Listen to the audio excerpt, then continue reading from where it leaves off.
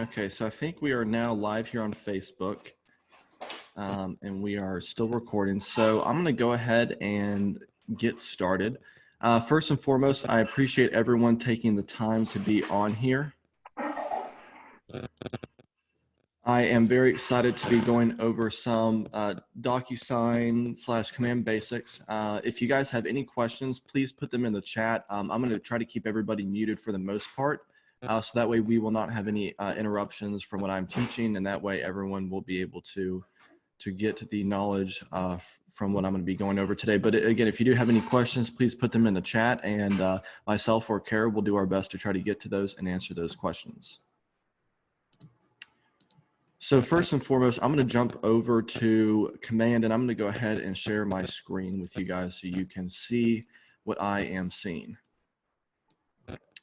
So we're going to be going over a little bit how to do the DocuSign, getting set up inside of Command. If you guys have already been to one of my other classes, this might be a little bit of a repeat for you, but if you would just hang in there, there might be some stuff where you can learn some things at the end. And again, if you have any questions, please feel free to put those in the chat and we'll try to get to those as best we can. So to start out with, the URL to get logged into Command, if you've never gotten logged in before, is up here at the top. It is console, C-O-N-S-O-L-E, .command.kw.com. And then once you get to there, you will see a login screen, which I'm going to go ahead and log out to show you guys. You will see this screen right here where you will then be able to log in to your Command account and get started. So the very first thing that I'm going to go over really quickly is getting contacts set up if you have not already got any contacts inside of your database. I'm just going to be going over this really quickly. So if you guys have any questions, put those in the chat and I can slow down or go back over something if you would like for me to go back over something. So in order to add a contact, the simplest way to do it is to click on the Add Contact button in the upper right-hand corner. This is where you will be able to input their name, email, phone number. If you are on a team, you can select the owner of this individual contact. Also, if you're on a team, you can select mark as lead and you can send it to lead routing. That's a team feature for those of you who are on that. You can also add any custom tags to this contact. You can go down to the additional contact information. This is where you will enter in any additional emails, phone numbers, or their home addresses. The home addresses is also where we can go in to add neighborhoods, which is a little bit more of an advanced function, but that's just also the place where you'd put them in the contact card itself. Under the About, this is where you'd put any sort of legal name, description, their birth date, home anniversary, any sort of relationships. So let's say you had a husband or a wife that you were inputting rather into Command, and you wanted to add the spouse, you can click right here and add them. If you don't already have them as a contact created, you can simply just start typing in the name of that contact, hit add, and then they will be added as a relationship. You can also add the work, their place of employment, if you want to add that as well. And then you can add anything to the sales pipeline. You can add a lead source. Also, if you got a referral from another contact, you can select from contacts and you can then find the contact that you selected, or excuse me, that you got the contact from if you got a referral from another client. So you then hit save once you have that information, input it in there, and you would then have a contact in your database. Now, the importance of putting the contacts into your database is that you cannot create an opportunity or do any sort of documents, commissions, offers, etc., without having a contact inside of your database. And so just to show you guys one very quick way to go get to your contacts and get to those opportunities is I'm going to click on my test contact, which this is for myself, and you have one of two options to do this. You can either go into the contact card, which is this screen right here, and I got to that by hovering over the name and clicking into it. I can then end up going to opportunities. And as you can see, I already have a test opportunity right here that I've created. So I'll go into that. But if you want to create more opportunities, you can do that right here under create an opportunity, in which case you can then start inputting some of that information. The other way where you can create those opportunities to do your things like your documents and your commissions is you can go to the Opportunities tab on the left-hand side. That is the tab where we have the two little hands shaking. And so whenever you get to this Opportunities tab, you will see where you have your listing pipeline, your buyer pipeline, and any leases pipeline. At the bottom, this is also kind of a cool feature. This shows you your ratio. So let's say if you have done this during a whole year and at the end of the year, you wanted to see your ratio from buyers to sellers, you can see what that looks like. You can see right now, I have 2 active listings and I have 2 active buyers. However, I have more buyers, which is this red right here overall in my sales pipeline than I do listings in my listing pipeline. You can also see your probable and potential commission. This is really cool. No matter what experience you are as an agent, you can see what the probable income that you will make, probable GCI, off of a deal based on the stage that it is in, and we'll get to that in a second. And the potential is basically like if you closed every single thing out at the exact dollar amount that you entered, that's how much money you would make. You can also down here see any closings that you had this month, which I think is really cool as well.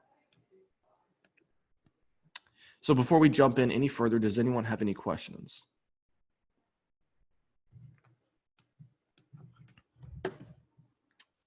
Awesome. Well, I'm going to jump in really quickly and show you guys a couple of the different pipelines. I think we got one question here.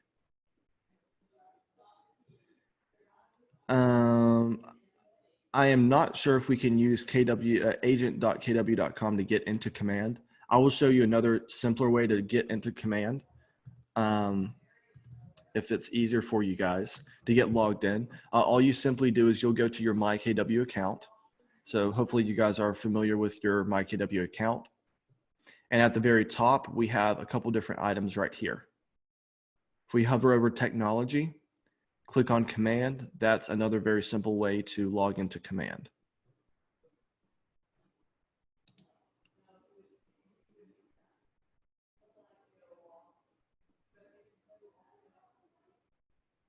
Okay, Lisa, that is a great question. Let's go back over here. Lisa, I'll come to your question in 2 seconds. I appreciate you bringing that up. So I want to mention for those of you who might be on a team, unfortunately, this won't apply if you're a solo agent, but if you're on a team, you will notice that you will have a pipeline with your team name as well as a pipeline with you individually. One thing I do want to note is that if you have any pipelines in your team, any items in your team, this is where it's all going to show up right here. And you will then be able to see all this information over here. If you add something to your personal pipeline with your name, it will not show up under the team section. And if you import something to your team, it will not show up under your personal name for your personal pipeline. The reason I wanted to bring that up is because that's one of the, not that this is necessarily a problem, but this is one of the things that comes up when we import things from Dotloop. So Lisa, I'm not sure if this will answer your question for you about importing those current sales or documents that haven't closed over to command. In order to get Dotloop set up, it's pretty simple. Your screen might look a little different than mine. You might see something at the top where it says connect your Dotloop account, and you guys can go ahead and get that set up. I have already connected my Dotloop account, so all I will have to do is I will have to hit import and it will automatically connect to my Dotloop account. Now, once we are able to get our Dotloop account connected, we can then hit the import screen and walk through these steps. Now, if you guys haven't already connected your Dotloop account, don't worry about doing that right this second. Just go ahead and follow along with me as I walk through the steps. And then you guys can take a second here in a minute to get your Dotloop accounts connected. So whenever you do get that Dotloop account connected, you will see this screen that pops up that allows you to import loops. So it asks you which pipeline do you want to import to. Now, if you're on a team, it will import to your team pipeline right there. If you are if you are a solo agent, it will only import to your personal pipeline. The only downside of importing from .loop is that it's going to pull everything under your team and not under yourself if you for some reason wanted to have it under your own individual pipeline, if that makes sense. But once we are on this screen, it's going to allow us to import the loops. And so again, it's going to ask us which pipeline do we want to import it to. And so for me, it only gives the option to put it under my team pipeline. So I'm going to select that right there. It's then going to ask me which .loop profile do I want to import. Now, I've worked with some agents and they've had a couple different options. One of the options might be default profile like mine. One of the options might be their name. And one of the options might be KW Western Upstate or Western Upstate KW, whatever they call it.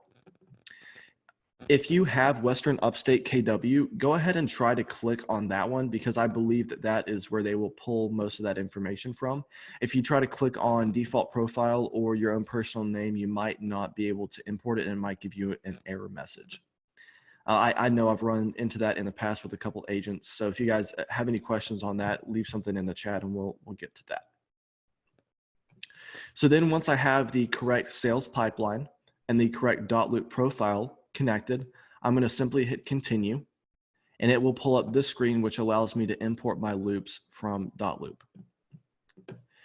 Now I have a lot of different loops and you'll notice there are a couple different things. You can only select up to 25 loops to import into command at a time.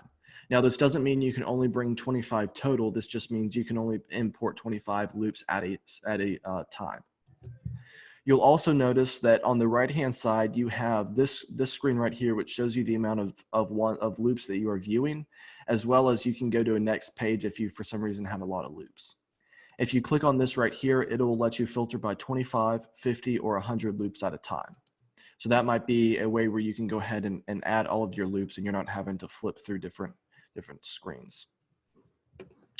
Another quick thing to note is that it allows you to go under the different statuses of these listings. So you'll see under here the status right here. This one says pre-offer. So if I want to go under, I'm not sure where pre-offer is right here, I can pull up all of my loops that just have pre-offer. If I want to go under ones that say active, I can go under active listings and it will pull up all of my active listings right here if that is still the correct tab in .loop. You can also filter by the type and you can select a purchase offer, listing for sale, listing for lease, and all these other different options. So just want you guys to be aware of that in case you have a lot of different loops and you want to be able to filter those quickly. Another thing to note is the creation date and the closing date. So you'll notice that this creation date was back in May 14th of 2019. And you'll notice that as I go further and further down, as I scroll further and further down, it gets closer and closer to the present day.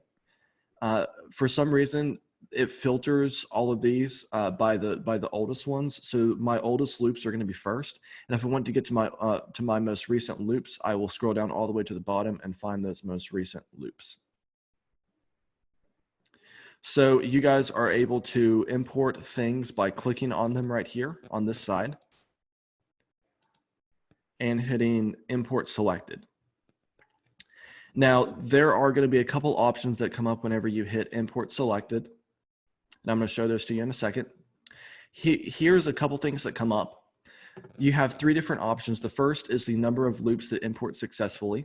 These are the number of loops that go into their appropriate active or closed pipeline stages, or into a new stage called legacy, which we'll kind of get to that in a second. You'll have the number of loops that do not get imported, and then you will have the number of loops that need to be manually reviewed. Now, what I will say is it's fantastic if you can get them to automatically import. If for some reason you cannot get your loops to import, this is due to insufficient information or the loop has already been imported into command. Most of the time, if you've never done this before, it is really because there is insufficient information. One of the questions I get a lot is what information am I missing? Can I add that information into .loop to get it to import? My response to that is I do not know the exact answer. I don't know what information is missing in .loop, and there is no way for me to know what information is not wanting to be imported into command. Now, I'll address in a second how you can get those documents imported into command. But the very last stage that you might have pop up is where it's asking to manually review fields. if you have that option or any loops that need to be manually reviewed, you will have a button right here that says review now or skip review. And so go ahead and just click on review now. And I think I've already imported all of my ones that needed to be manually reviewed, so I can't go back and show you guys that screen. But what I will say is what pops up is it's going to, for the most part, ask you to update the address, which typically involves updating the country. There are 2 countries, US and Canada, and so you'll just put US, and then you might have to update the zip code as well. And you will have to update the buyer or seller's name.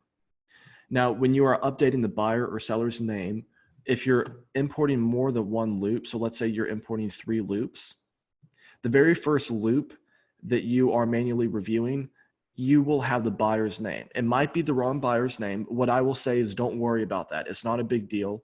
You can go back and change it later inside of the opportunity card. Whenever you do loops number 2 and 3 that you have to manually review, it will pull the buyer or seller's name from the loop 1 that you imported. So in other words, it will have the same buyer or seller name for all 3 of those loops that you have to manually review. Don't freak out. You can go and change that later, and I'll show you guys how to change that in a second. That's really not a big deal. But you do have to select something in order to get it to pull over from .loop. So once I have this screen set up, I can either review now or hit done, in which case I will be able to go in and look at my loops and where they imported into here.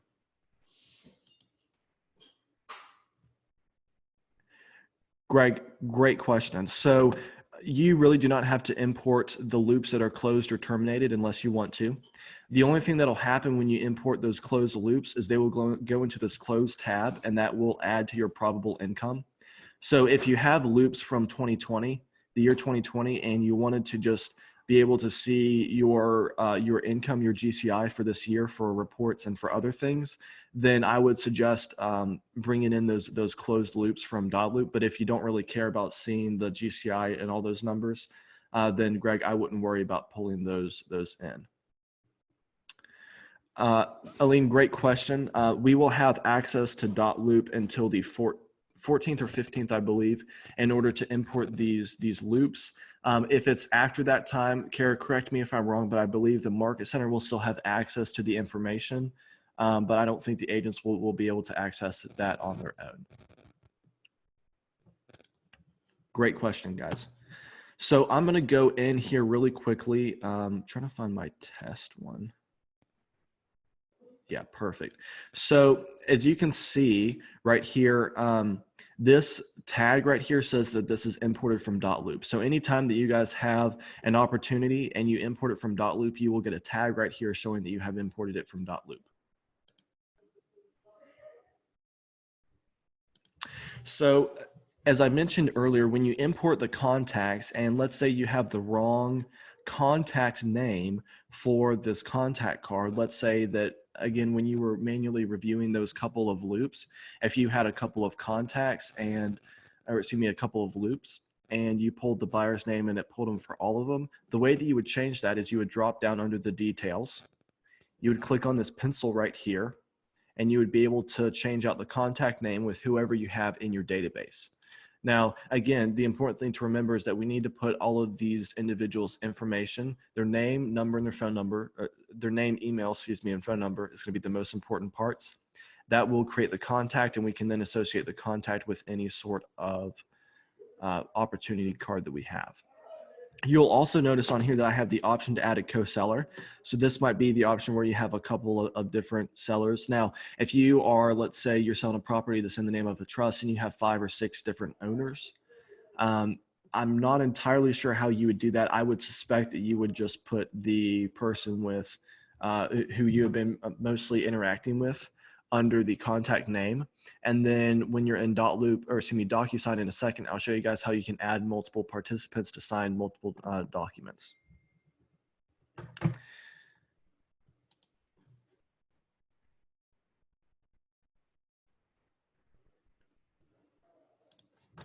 So under here, we can also go in and change any sort of information. The only parts that you cannot change once you have created the opportunity is you cannot change the market center. You cannot change the team if you decide to associate this listing or this buyer with the team, and you cannot change the deal owner.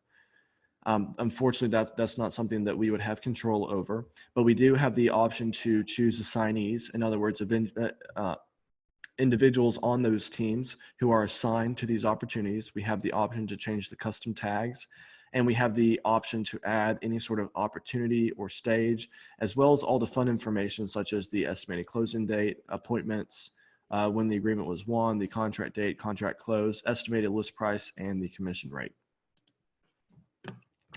What I will say right here is that I would really encourage you guys to fill out as much information about this as possible, just because all of this information that's under the details tab is what is going to be auto-filled into our documents inside of DocuSign.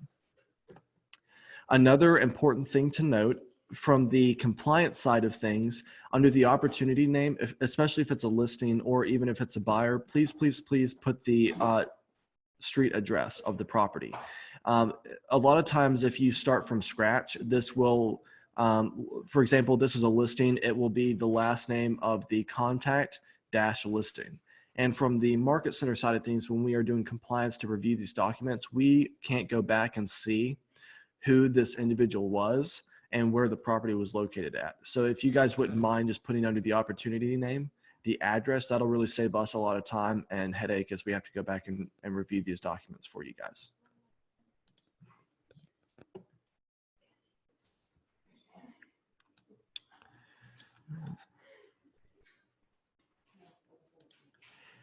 Great question. So as far as the active loops that will not import, unfortunately, the only workaround that I would suggest for those is to simply download the documents from .loop and create a brand new opportunity under the opportunities tab. I understand that's a little bit of work.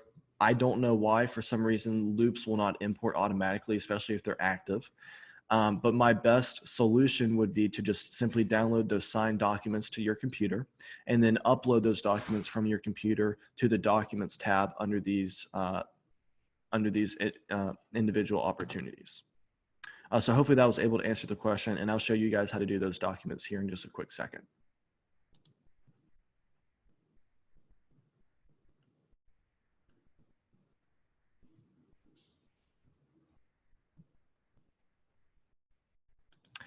Yes, so again, you will be able to download the documents from .loop, and then you'll be able to upload the documents from your computer to the documents tab and submit those signed documents to the market center from here.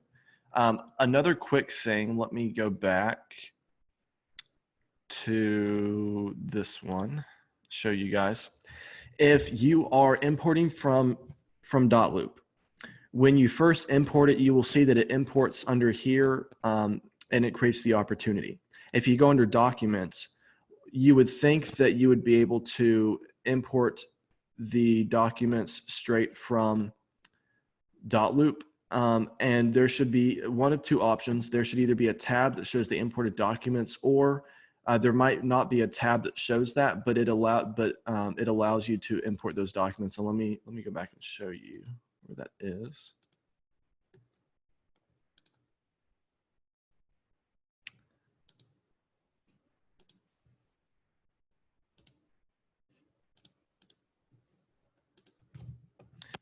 So if I am under the documents tab, sorry, that took me a second.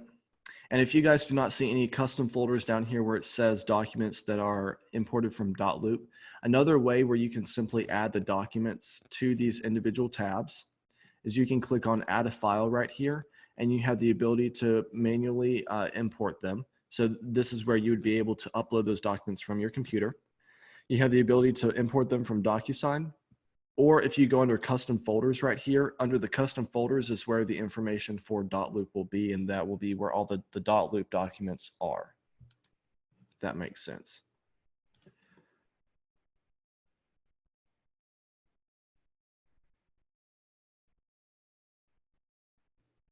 Shelly, was that able to answer your question for you? Yes, I think so, but I'll just have to go and try to do it myself and see how it works. I'm just confused about, getting all of my contacts in, and then if it's a husband and wife, basically at the beginning of the Zoom, you said that when you put in one opportunity and then you go in and put the spouse, when you upload the file that necessarily goes with the, the couple, husband and wife, or purchasers, there's a way to get it to go to that particular purchaser, right? When you upload it. Correct. Yep. So whenever you are in DocuSign, there's going to be a screen, and I'll get to that here in a couple minutes once I kind of get over into DocuSign, but there is a screen where it allows you to select the participants that you want to send it to. What I will say is that if you go ahead under the details tab and associate a co-seller with it, so in other words, I have the husband right here and I have the wife right here. As long as you have an email address for both, it's going to pull both the name and the email address over into the tab in DocuSign, where it then allows you to send out those automatically. If for some reason you don't have a co-seller associated, that's no big deal. It's just simply another click to add a co-seller or a co-buyer onto that deal in order to get that paperwork signed. So let me go ahead and jump into the documents to show you guys what that looks like. So I've already started a little bit of this transaction. The way that I'm going to go get to this is I'm going to hit start a transaction. And because I've already started the room inside of DocuSign, it's going to automatically pull into DocuSign for me. What I will say is that if you have not started the transaction, it allows you to choose, do you want to do this transaction through .loop or do you want to do it through DocuSign? So you have the ability to use either system there for that paperwork.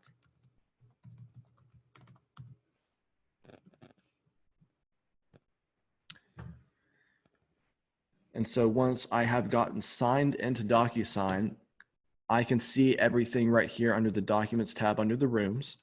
So as you can see right here, I have a residential property condition disclosure, as well as the contract to buy and sell residential property.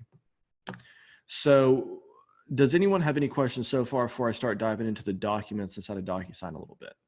I don't want to jump too far ahead if people are still having some questions.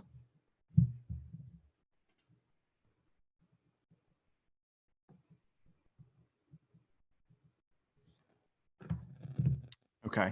Well, if you guys, again, are having questions, I know Kara's doing the best she can to monitor that chat. So Kara, feel free to jump on in and interrupt if someone has a question and I need to stop or answer that. Sounds good. Thanks. Yeah, no problem. So I'm going to go ahead and jump on into the documents themselves. There are a couple ways where you can add documents to the rooms. So just to kind of give everybody comparison between .loop and DocuSign, each room is kind of like a loop, if that makes sense. So in order to add documents, I'm going to go up here to this add button, and we have a couple different options. You are more than welcome to add documents from your computer. What I will say is that they're not going to be pre-filled, so you won't be able to go in and manually type stuff in like you would in .loop, and you won't be able to autofill information either. What I would recommend is to get everything from the Docusign Forms. And I'm going to click into that in a second. You also have the ability to do zip forms.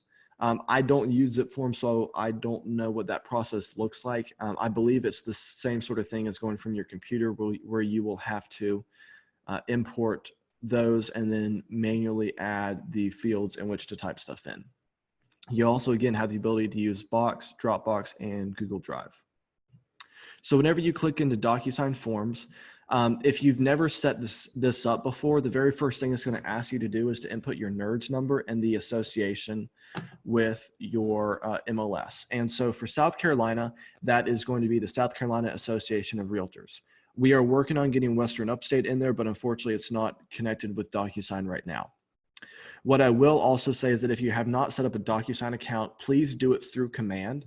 Because if you don't do it through command, then there's a couple things on the back end, especially when we get involved with the NERDS number where it does not pull it up correctly.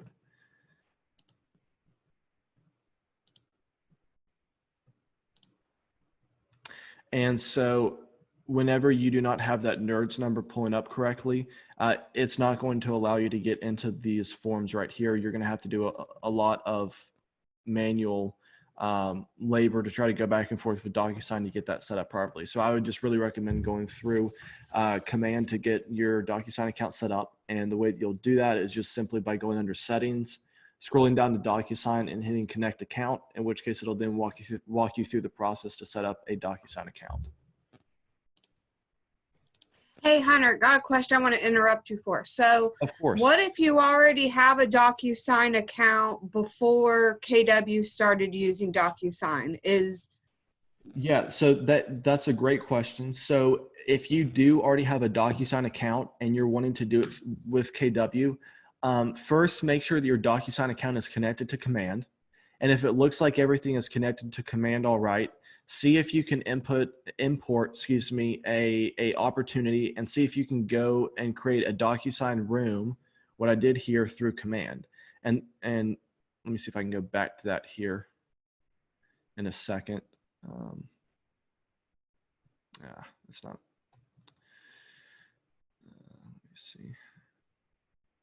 Okay, so whenever I'm back over here in Command, you will see this button where it says Start a Transaction. See if you can click on that and see if it will take you to DocuSign and create a room for this transaction, which this is what it'll be called.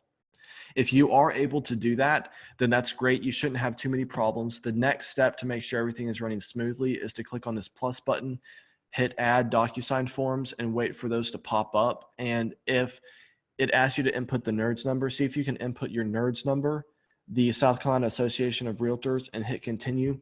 And that's kind of the last step. I understand those were a couple different steps to get everything set up correctly, but as long as you are able to input your NERDS number and get into this correctly, then you will be able to add those documents and you're pretty much good to go from that point. If for some reason you are having trouble, what I would suggest is doing one of two things. Either email Scott Leroy Marketing, and they will help walk you through the steps to get your DocuSign account set up correctly. They can even get logged into your account for you and make sure everything is set up. Or you also have the ability to call DocuSign, which is what I did. I was on the phone for about 15 minutes one day, and DocuSign was able to get everything switched over, and I was good to go after that. And so then once you input that NERDS number, it will pop up this screen which says where you can add those DocuSign forms. So you have the option to add from either the Forms library or Forms group. If you add anything under the Forms group, there are a couple things right here. I'm not entirely sure if these packets are good to go. I know for a fact our library is good to go. And so inside of our library, we have a couple of different things. We have the Greater Greenville Association of Realtors docs. We have Western Upstate docs, which these are all of the GGAR forms. And then we also have all the South Carolina Association of Realtor forms. And so everything that you need should be in these three. If for some reason you guys are doing a transaction and you find a form that is not in here that you need, please email me and I will make sure that we get that put over for you. I do know that there have already been a couple forms that we have submitted to DocuSign, and we are just waiting on them to get back with us and add those to KW 842 right here. But whenever you want to add those, you'll simply click on those bubbles and hit add until you get all of those forms in there that you want. So I'm just going to play around with these two test forms right here just to show you guys what it looks like to edit and how you're able to send those off, so on and so forth. So I'm going to click into this and I'm going to wait for this to pull up. So we got a few more chats, so I'm going to make sure we're good. So you have to input your NERDS number, but there's no number for South Carolina Association of Realtors to enter. You just choose that on the drop down, right? I don't need a special number. Yes, correct. So Okay. you will take your NERDS number from WUAR, or if you're in Greenville, I guess the GGAR, and whatever that NERDS number is that you get, or honestly, I don't really know where they pulled the NERDS number from, but anyway, you'll get the NERDS number, and for the time being, you will input that NERDS number, and then under the drop-down menu, you will select the South Carolina Association of Realtors. Hunter. If for some reason that does not work, then you will have to email either Scott Leroy or call DocuSign and have them help you walk you through. I noticed we had a couple other things on the chat, so I want to make sure I got that. I've been keeping you all good. We should be good and updated at the moment for chats. Okay, awesome. Thank you so much, Kara.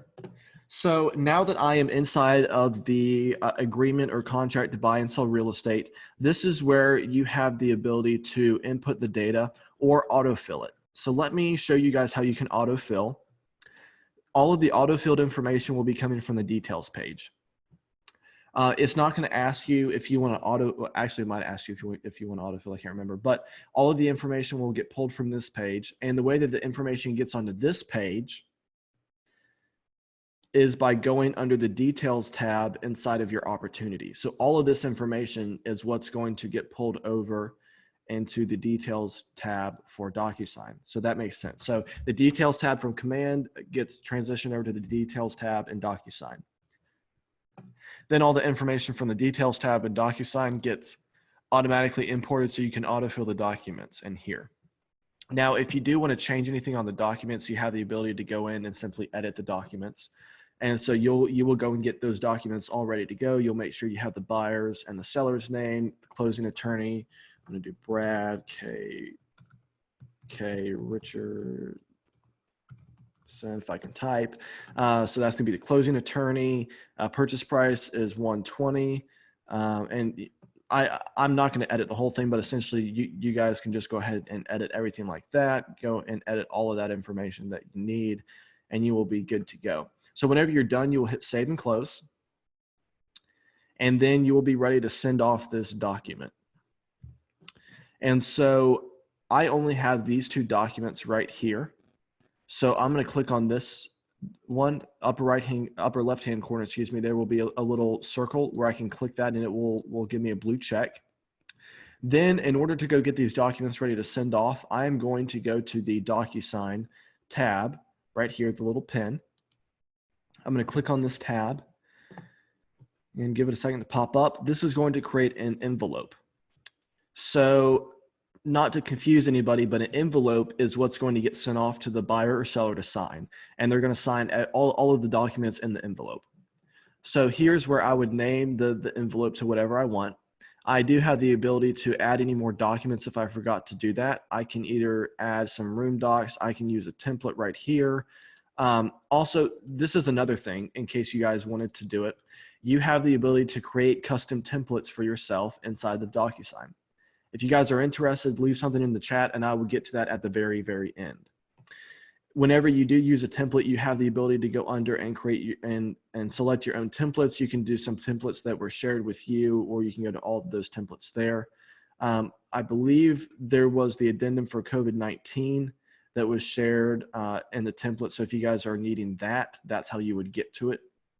You would go under the templates once you're in the envelope. Now, somebody had the question earlier, I can't remember who it was, about those recipients for the envelope. So the recipients of the envelope are the individuals who will sign. So I will click on Add Recipient, and I have the ability to add pre-tagged roles, room participants, or an email address. So if I add the room participants, I have the ability to add, as you can see, Seller 1 and Seller 2. So I'm going to go ahead and click on those, and I'm going to add both of those. So this would be, for example, if I had a husband and a wife. Now, let's say I had a trust and I needed to add more than one individual. Let's say I needed to add 3. At this point, I would click on Add a Participant, add the email address, and at this point, I can then go and add their name and their email and select, similar to Dotloop, which thing they need to do. Do they just need to receive a copy? Do they need to view, or do they need to sign?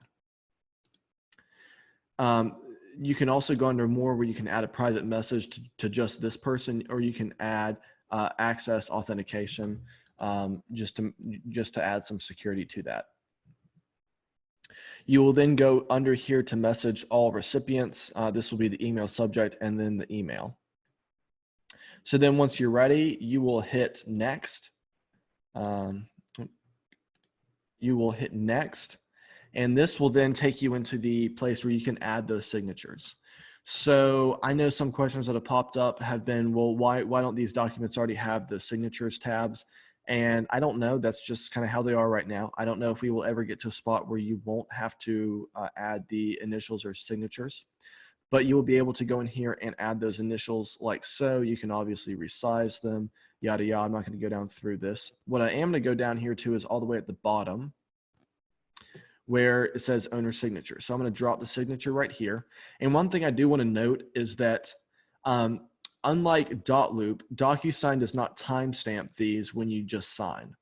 So what you guys need to do is you need to bring over the date and put the date right there. And you need to make sure that the clients know before they sign the things that they need to add the date in there. That way everyone can know when documents were signed, or let's say that you're going back and forth on an offer and you're renegotiating the offer with the other party. You want the other party to know when documents were signed or re-signed for whatever purposes those may be. Also, if you're going through the document and you see that, like, let's say that, like, right here, this is not something that was filled in, but I need to fill this in, you guys can add a text box right here, resize that, and you can add text saying hello. As you can see, that text was added right there. Then whenever you're ready and you've done everything for these documents, you will hit recipient preview to see it, or you will hit send to send it off to those individuals. So that's essentially how you do the documents start to finish and how you're able to send out those documents to get signatures. Does anyone have any questions about that so far?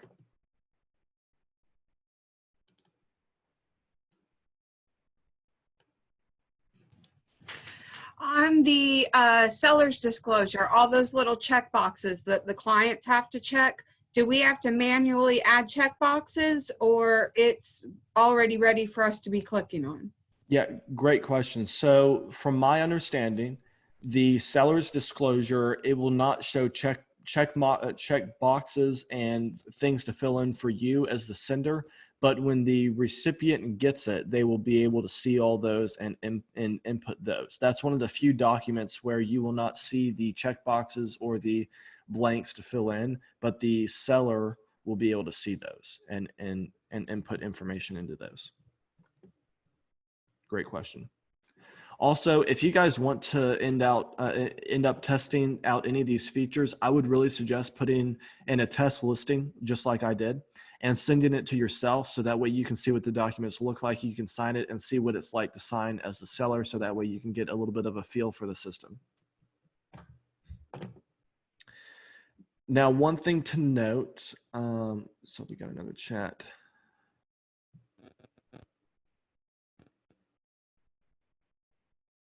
Yeah, so it does not matter who fills out the form, but both of them will need to sign it. Now, whenever you get the signed documents back, you will have the envelope and it will let you know that it is signed. So then once you have a signed envelope, you are good to go and you have all the signatures you need. Then you can go back over to documents inside of Command. And at this point, you can go in and add those documents from DocuSign, and you can add from whatever folder you create or anything like that. One thing that I do to make it a little easier for myself is I add the signed documents to a new room here in DocuSign. And so let me see how I can do that. Yeah. So if you click on actions on the right-hand side and you hit add a folder, I like to name the folder signed docs. So that way I know what documents have been signed, and then I can bring those documents from the envelope over here into signed documents. And then I will have all the signed documents right there. Then I can go back under the documents tab and I can hit add, go to DocuSign, and you can now, well, let me put a document in there to show you. Okay, so I now have one document in the signed folders and one in the room doc or the root folder. So now that I have the listing agreement, I'm going to go over to DocuSign, and you now see that I have a signed docs folder right here and I have a root folder. So that way I'm going to know that I can automatically go ahead and import those signed docs from DocuSign and hit assign right there. And it is good to go. So Hunter, Quick question. Yes. Will you get an email in your inbox like you do in Dotloop when your seller or buyer signs something? Do we get notified by an email? Yeah, great question. So as soon as somebody signs something, you will be notified by an email. Okay, and then so in Dotloop, we're able to say whether we want seller A to sign and fill, and then seller 2 just to sign. Are those capabilities in DocuSign as well, or everybody can fill and sign? Yeah, great question. Honestly, I'm not entirely sure. I believe everybody can fill and sign, but I have not seen anything specifically where it's like one person can fill and only one person can sign. Let me see if I can go back to this envelope and see. So right here, this, from my understanding, this would be the only option where you could do it. One needs to sign, somebody needs to view and receives copy or specify recipient, if that makes sense. Yeah, and we had verification from someone else. Thank you, Aaron. It does look like you can assign just like you could a Dotloop. So thank you, guys. Perfect. So going back over here, if I can get it to command.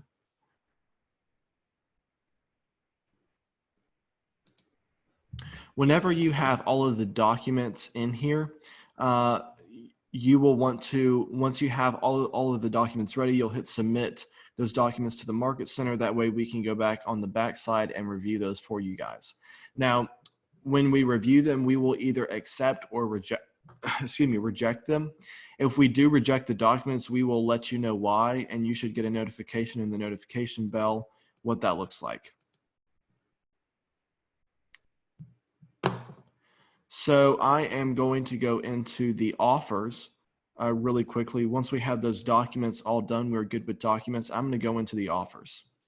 So one thing to note is that we cannot get into this commissions tab until we have input an offer. The way to do that offer is to hit right here where we add a new offer. And this allows you to name the offer and then create it. Now, inside of this offer, we're able to do just really the basics of it. This would just be like if somebody submitted a verbal offer, or if you already had the offer paperwork, you already had those signed documents and you wanted to get into commissions. This is where you would input all of that information. And you would put,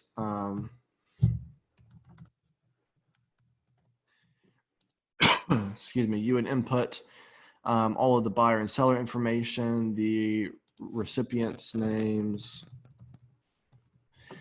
whoever is representing them. So myself and Brett. I'm going to go over terms. This is where you'll be able to input all the terms. So let's say it's $100,000 cash, 1% earnest money, no option fee, 10 days, blah, blah, blah. Agent analysis. This is where you can input any sort of pros and cons of the offer or summary. I'm going to hit save. Now, you will notice that I have already accepted this offer. So if for some reason you need to reject this offer and get into this one, you would hit change request, hit yes. And now I have two offers that I can look at. And so let's say this offer fell through, I can reject this one. And so that's rejected, but now I can accept this offer. And yeah, that's great. So now I have accepted this offer, and now I'm ready to go into the commissions tab. You can also compare offers if you hit that button as well. So now that I'm in the commissions tab, this is what the important part is that will help get you where you need to go. So this is where you'll be able to input the sales price, the commission, contract date, closing date, all that information. This is where you can input any sort of deductions. Actually, I don't think you can touch this, but this is where you would take out any sort of deductions right here for Kids Cares, Kids Can, Bold Scholarship, and then this is what's going to be left over at the end. One of the things I want to show you guys really quickly is how to add items. This is where you can add different things like inside and outside referrals, bonuses, concessions, or deductions. So I'm going to do an inside, actually I'm going to do an outside referral really quickly.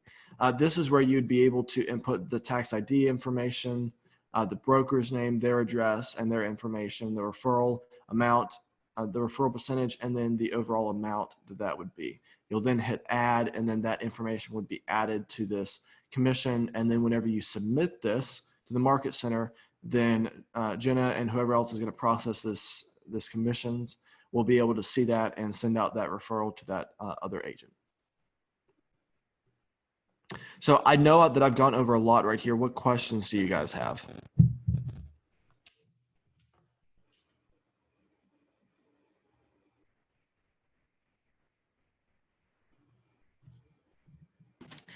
We did record this, so we're going to get this sent out to the Market Center. If you're eager to go back and watch it right now, Hunter put this on our private Facebook group. So you can go back and watch the live video in just a minute from Facebook. We will send the recording out very soon. And also, I'm trying to read a response to an earlier question I got. It appears that after the 14th, so starting on the 15th, you can no longer access the things you need in Dotloop unless you have an account. And the Market Center is downloading everything. So let's say that we can go back and get something for you if needed. However, it doesn't look like you're going to be able to download your documents out of Dotloop unless you have a paid account, is the way that I'm reading the response I got. Yes, that's my understanding of it as well. So if you guys have any loops that you want to go ahead and bring on over, my suggestion would be to try to do that within the next couple days. And again, if you guys are having trouble getting those listings or those buyers to import from Dotloop, go ahead and at least download the signed documents onto your computer so that way you at least have those signed documents. And then you can work on trying to import those after you've got those downloaded. To answer Charlene's question, she asked if the commissions is supposed to be submitted at the time of closing or contract. Well, we used to do submitting the green sheet at the time of the contract. However, I have heard chatter at our office that we aren't entering the details from the commission tab until the time of closing. So I'm not sure if you do it at the same time of under contract or closing going forward. So at the moment, let's just say that we do it at the time of contract until we hear otherwise. So I will also try to find the answer to that question. Yeah, so we have an accurate answer. So I'm going to go ahead and answer that. Thank you. I would not, under any circumstances whatsoever, submit the commissions tab right here until you have a check in hand from the closing attorney. The reason for that is because once you hit submit, there's nothing we can do from the Market Center side. You go back and edit this. So if for some reason, if any sort of this information changes whatsoever, you have to go back all the way to the very beginning. And you have to start over with all of the documents and all of the offers and all of the commissions. And unless you just want to go ahead and re-input all this information and create a lot more hassle for yourself, I would just wait until you get done from the closing table to go ahead and hit submit on that. Just because there's nothing we can go do on the backside to go ahead and edit that information. We either have to completely accept or completely reject it.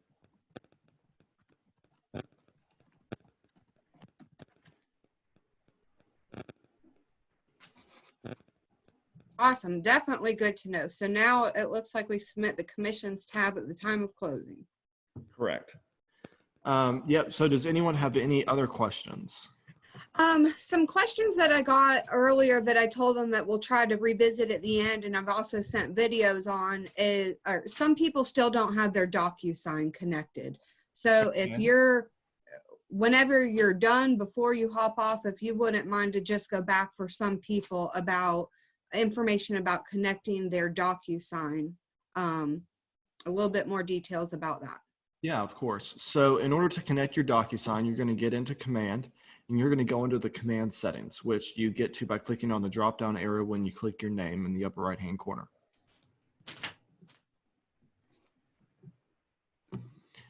Once I am in settings, you will see DocuSign. You might have to scroll down a little bit. I'm not sure where exactly it is, but you'll scroll down and eventually you will find DocuSign somewhere. And you will be able to hit the button that says connect account. So then once you hit connect account, it's going to pull up a screen that shows one of two options. It's either going to ask you to log into your account or it's going to ask you to create a new one. If you have, even if you have already created an account with another email that is not your Keller Williams email, I would very, very, very strongly suggest creating a brand new DocuSign account with your KW email. Even if you do not check your KW email, there's a way where you can forward your emails from your KW email to whatever email you use for real estate stuff. Because if you do not have your KW email connected, it really tends to throw things off and it does not make the transaction process smooth. And it's always going to be bumpy going forward with DocuSign and Command. So just to really streamline things, if you wouldn't mind, go ahead and create an account with your KW email. Now, if you have already created an account with your KW email, go ahead and log in with that email. Then once you get logged in, it's going to prompt you to authorize Command to access DocuSign. And then after that, you're pretty much good to go when you're connected.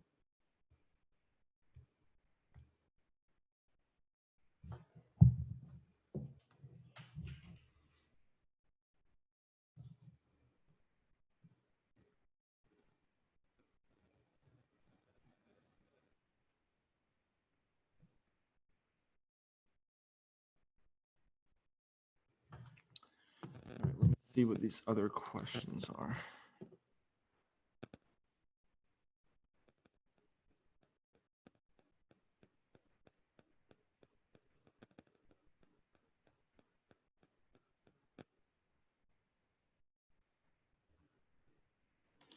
You should be all caught up for chat boxes except for the stuff at the end. So a message from Amy Gaston and a message from Lisa. Okay, I'm trying to follow Amy's message here.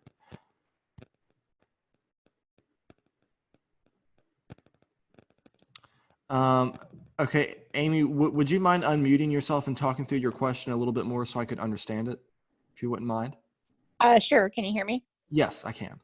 Okay. So it looks just like yours. And I set up the account 5 or 6 days ago. So under the DocuSign paragraph, it shows Amy Anderson at kw.com. Okay. It still says not connected under current status. And when I hit connect account, it brings up my information, Amy Gaston, Amy Anderson. And it says send registration email, which I've already done that. So I hit that and it says you're already logged in. So when I hit log in here, it says log into DocuSign. I hit the button, it refreshes and goes back to the same page and says not connected current status. Okay. And apparently Lisa's having the same problem. Okay. Let me ask you guys, what web browser are you using this in? I have a Mac, so it's Safari. Okay. My best suggestion would be to try using it in Google Chrome. For some reason, a lot of the other web browsers do not work as well as Chrome does with Command.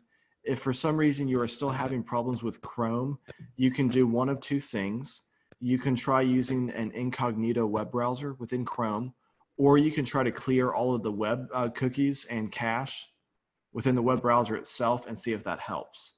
I understand that's a couple extra steps, but a lot of times those cookies and other caches tend to bog down and then Command does not respond correctly. If you're still seeing that message after you do that, then what I would do is I would send a request to support. And the way that you do that is you click on the question mark in the upper right-hand corner, and you will see this button right here that says chat with support. Okay. If you click on chat with support, it allows you to import, to type in your question. And what happens is that if you hit like get in touch, you have the option to do a live chat or leave a message. I don't know how long the wait time is for live chat. I've just left messages, in which case you just email them and then they will email you back, and they're pretty good at responding within 24 hours to those Okay. things. So I would try those couple things. And then if you really can't get any response, send me an email and I'll try to work with you. Okay. Thanks, Hunter. Okay, no problem.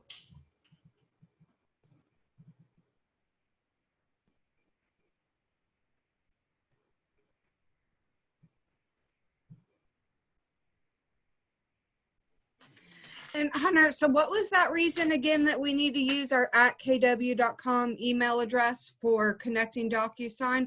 What if I don't primarily use my @kw? What if when I started at KW, I used my personal email and everything with KW is with my personal email? Do I still need to use my @kw for setting up DocuSign, or what was that reason?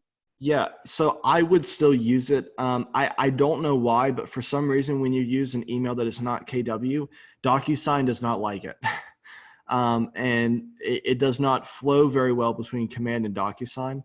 And so I understand that some people might not use their KW email. That's fine. What you can do is you can go under the email settings within your KW email, and you can forward all emails from your KW email to whatever email you use for your real estate business. And so that way you will still get the emails, but everything goes to your KW email, and then it forwards on to your personal work email. Awesome. And just so you guys know, Scott Leroy has a free service that if you need help with email forwarding, he does that for you. Yes, he definitely does, and he's a great person to reach out to. He and his team do a good job. So does anyone have any final questions before we kind of wrap up the class? I may have missed it, but how do we submit our, how do we submit it to the office once our client signs everything and we got everything that the office wants? Great question. So we will be under the opportunity card,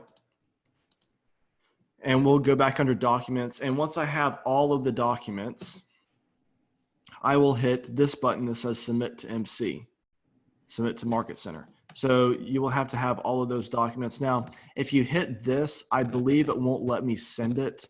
Actually, it might. But there is something where a couple of these things are required documents in order to send. So things like the listing agreement, the disclosure of brokerage relationships, and I think the MLS data sheet are 3 that are required. And then all the rest are conditionally required documents, meaning that like you have to have all of the required documents in order to send it to the Market Center properly. But whenever you're ready to do that, you'd hit submit right there. You can also add any comments or add any items. Another thing I forgot to mention, you can attach multiple files. So I understand it might be a little tedious if you have a 20-page PDF that has like the listing agreement, the disclosure, MLS printout, and all the other stuff.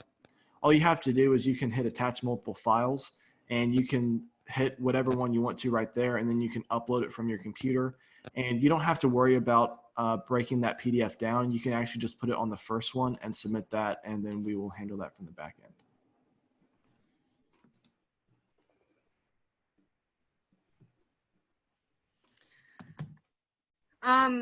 It looks like we're going to get clarification from our MCA on submitting the commissions tab. So we did have somebody reach out to Jenna, so we'll get an email out just to confirm everything. And then you do have a few other questions on here, Hunter.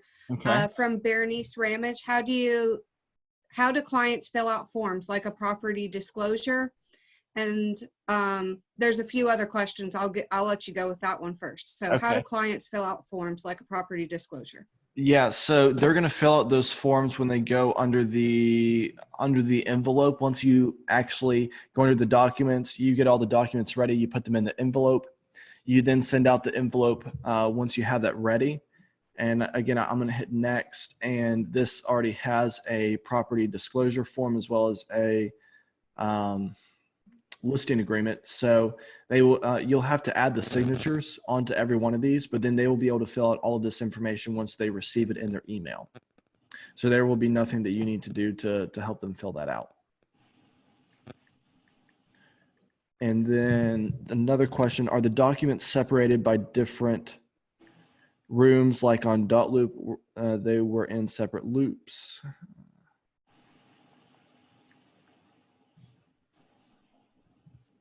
So I'm not entirely sure that I understand this question right here. All of the documents are, you can assign them to different rooms if you want. So let me go back. So all of the documents are under here, and this itself is a room. So this whole entire thing, from the details, the documents, people, envelope, messages, history, all of this is under one room. I can create different folders to put the documents in, similar to how you'd put different forms in for Dotloop. I'm not sure if that's the question you're asking or if that helps.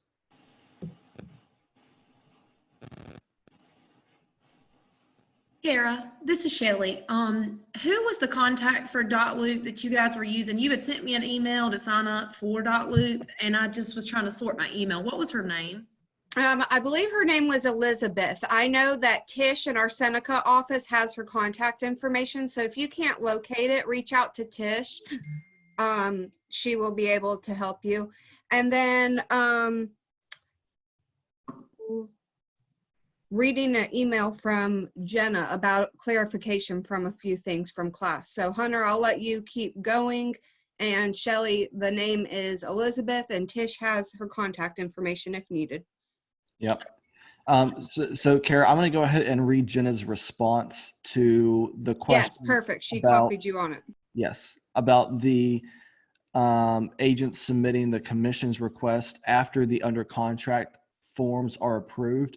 If anything changes after their commissions have already been approved, in other words, like after the documents have been approved, they must email Jenna or Stephanie to get those fixed. Otherwise, we can't process your forms and your commissions correctly. So definitely make sure that if for some reason something changes, to please email Jenna or Stephanie with those changes.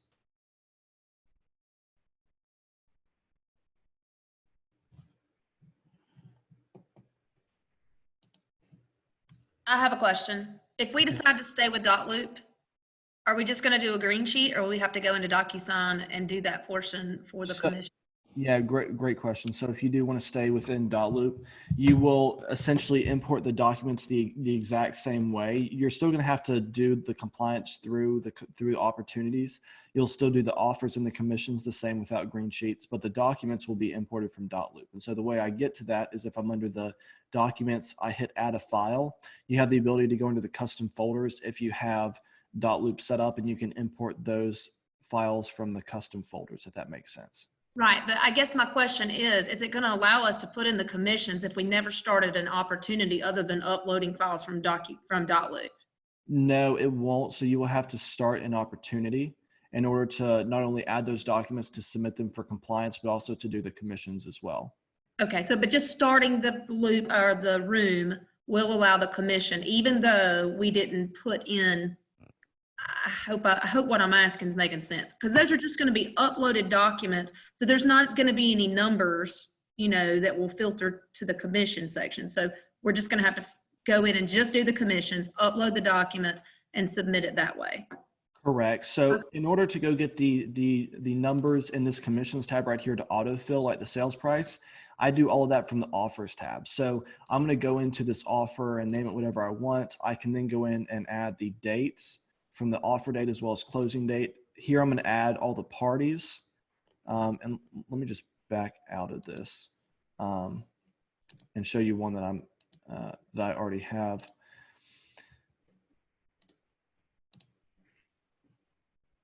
Let me see if I can. Okay, so as you can see right here, I have the offer amount is $100,000.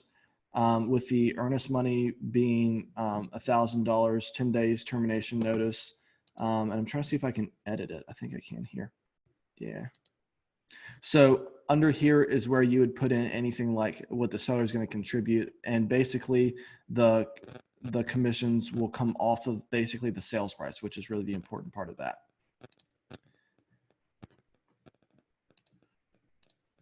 And so once I hit accept, once I have accepted that offer, then I'm able to go back into the commissions tab and do that. You can also go in and change the sales price here, but it is going to autofill from that offer, if that makes sense.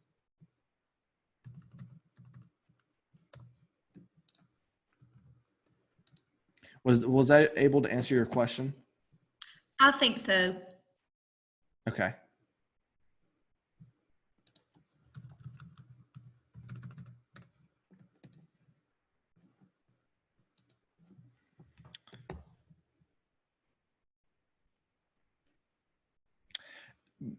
Lisa, great question. You don't have to enter every offer you receive. I understand that sometimes you'll receive multiple offers. What you do want to input right here is the offer that you would accept. So that way you can go in and edit the commissions for the accepted offer. Great question.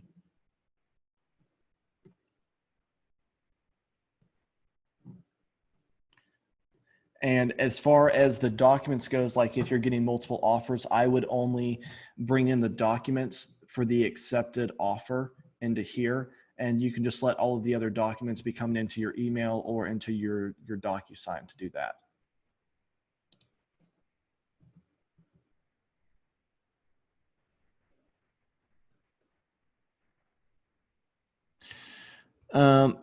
Okay, Aaron, so you're having trouble with the property disclosure. So when I've been having trouble with it too, but I've heard from other agents tell me that it allowed them to auto fill the information. So let me get back to you on that because I'm not entirely sure if that's true or not, but we should have an answer for you here shortly. Thank you for that question. Yeah, and if you guys ever do find a document that you cannot edit or autofill or are having trouble with it, send me an email. You can also send Jessica an email. Both of us are working on getting those documents set up properly for you inside of DocuSign. So if anybody doesn't have any questions, that's pretty much all I have for the class today. Hopefully that was helpful. Feel free to send me an email if you guys do have any questions. I'll do my best to try to respond to them. Unfortunately, I'm getting a lot of emails right now. So I'll do my best to respond to those in a timely manner. But there are also tons of great videos on YouTube to watch if you guys have any questions. And there's also additional training from the regional level that our regional tech trainer, Kelly Finnegan, is doing. And I will have some more info on that coming out in the next day or two, as we will have a lot of trainings over the next month on a lot of different features on Command. A lot of it will be on commission, stuff like that. Let me also try to see if I can find the link for it. There is a class specifically on commissions being taught at 2 p.m. today from a guy named Ross Gould, who is the tech coordinator for Raleigh Market Center, I think. So I'm going to try to see if I can get that information and send it to you.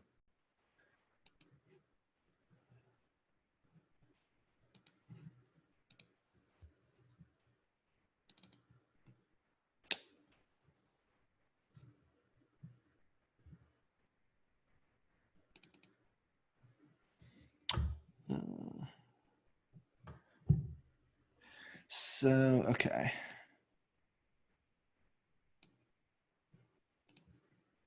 All right, let me see if I can type this into chat. I believe this is the Zoom URL for the class at 2 today.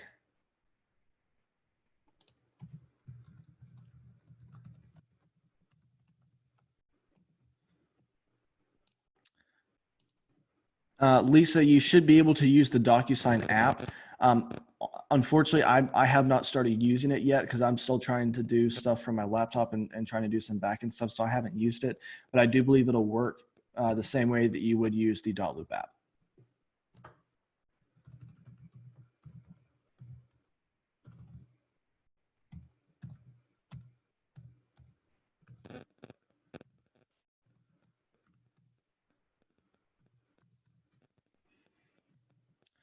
So for those of you guys who are still on, I know we're losing a couple people, but I just sent the link to the Zoom meeting for 2 o'clock.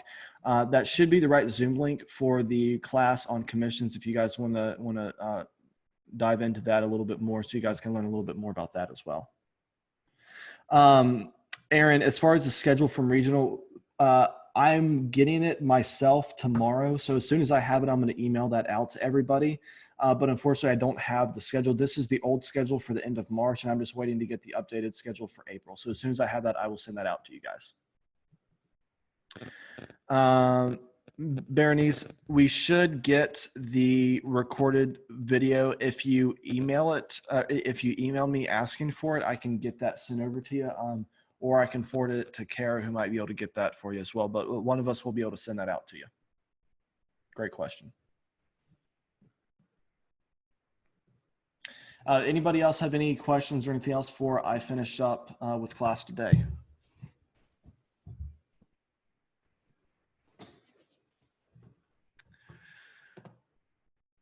Awesome. Awesome. Well, hey, I really do appreciate everyone taking time out of their Thursday to join into class today. Please let me know if you have any information. I will be happy to stay on for a second and answer any of those questions, as well as anything else you guys might have. But that's really all I got. So you guys are more than welcome to leave, but I appreciate all the questions and coming to class. I did post another question. So those templates where you cannot submit the document unless you have within DocuSign, let's say you gave the example for a listing agreement, seller's disclosure might have been one of them. Being that we are uploading, if I keep Dotloop and I upload all my documents from Dotloop, is that going to keep me from submitting my files? Because you're saying that there's 2 or 3 things that are required within DocuSign. How do you get around that? Yeah, so it's not anything that's required in DocuSign. I believe it's required from the Market Center side. Actually, I'm going to go ahead and submit this test, and I'm going to go in on the back side and reject it. But if I hit submit to Market Center, right now I have a not even signed contract under the listing agreement, and this is the only thing I have. So if I hit submit to MC, oh, okay. Well, it turns out you can submit it. Okay, well, I was wrong on that. So you can submit it regardless of which things you have uploaded into here into which file, if that makes sense. But if you only have Dotloop documents in there and nothing else from DocuSign, it's going to let you submit it, is what I'm saying. You go in and do permissions manually, okay? So it's not going to keep it from, you can just upload them and then submit it. Correct. Yep. So it doesn't matter if the documents come from Dotloop or DocuSign, or if you even had them signed physically and then you just uploaded them as a PDF, scanned them and uploaded them as a PDF to your computer, you can still submit them that way as well.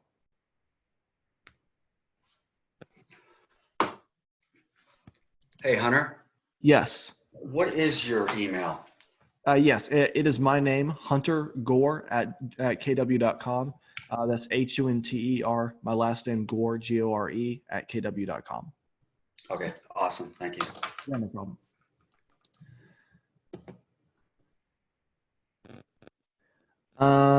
Okay, as far as changing your email, that's a good question. I don't know if I've ever done that before. I would suspect, let me see if I can go get back over here. Stupid thing. Give me a second. I'm trying to see if I can get it over here to where I can go back to DocuSign. So if you are under DocuSign, you should be able to manage your profile and I think change out your email address right here. I think you have to sign back in. And okay, yeah, so you have to do a 2-step verification on your old email to get signed into where you can change your email, but I believe that's how you would do it. And everything should work okay for you. One thing, I don't know how many people I got left, but there's one thing I wanted to go over really quickly. There is a way where you can create custom templates if you wanted to create templates for yourself. And the way you do that is you would switch to the e-signature.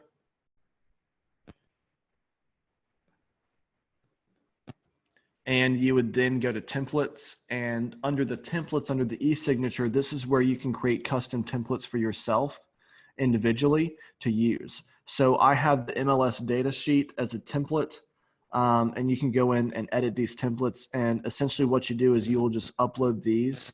You can either create or you can upload a template. And so you can pull these documents from pretty much anywhere, but you would basically pull them from your computer. You would then be able to go under these documents and edit them. Okay, so I don't have anything under there. Let me get back. Let's say I went under the MLS data sheet and I hit edit. I can then go in, click on this, and I can then go in and start filling out all this information by clicking next. Again, this is where I'd fill it all out and start adding little things here and there. And then I can go and add signatures down at the bottom for all of these. And I can create my custom templates for myself as an individual to use inside of DocuSign.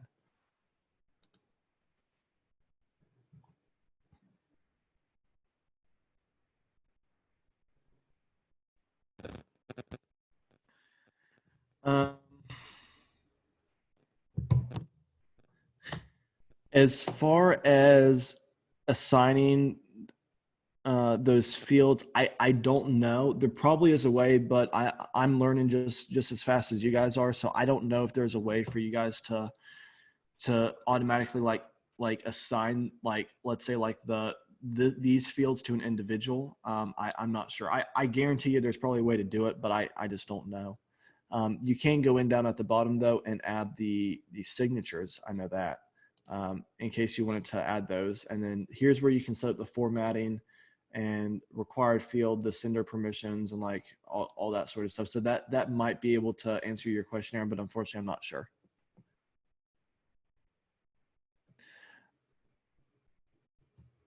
I'm unfortunately not sure how you get your KW email. What I would suggest is emailing Scott Leroy, because they'll be able to go into your account and look at more things and be able to edit that information for you and get it working properly.